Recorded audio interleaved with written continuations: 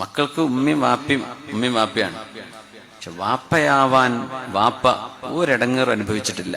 ഉമ്മ ഗർഭധാരണം നടന്നത് മുതൽ ഛർദി തുടങ്ങി, ഞരമ്പ് വലി തുടങ്ങി, ഉറക്കം കിട്ടാണ്ടാവല് തുടങ്ങി, ഭക്ഷണത്തിന്റെ സ്മെല്ല് പറ്റാണ്ടാവല് തുടങ്ങി.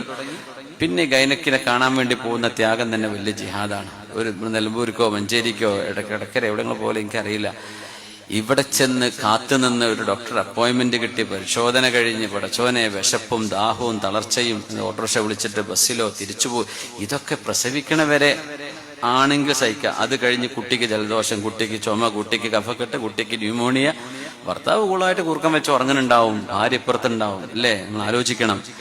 കല്യാണം കഴിഞ്ഞ് കുട്ടിയായി കഴിഞ്ഞാൽ കുട്ടിനെ വല്ലാണ്ട് സ്നേഹിക്കുക, ഭാര്യയോട് പിന്നെ പഴയ സ്നേഹമൊന്നുമില്ല.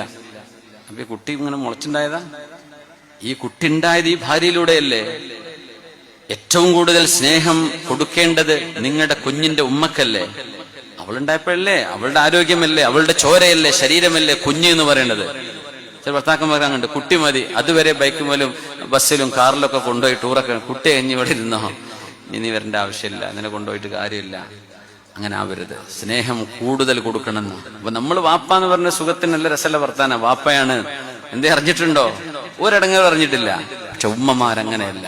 കുഞ്ഞ് ജനിച്ചൊരു 3-4 കൊല്ലം വരെ മര്യാദക്കൊരു ഡ്രസ്സ് ഇടാൻ പോലും ഒരു പറ്റൂല. ശരിക്കൊന്നും ഉറങ്ങാൻ പറ്റുമോ? അപ്പൊ കൊല്ലം പ്രസവിക്കുകയാണെങ്കിൽ പറയും വേണ്ട.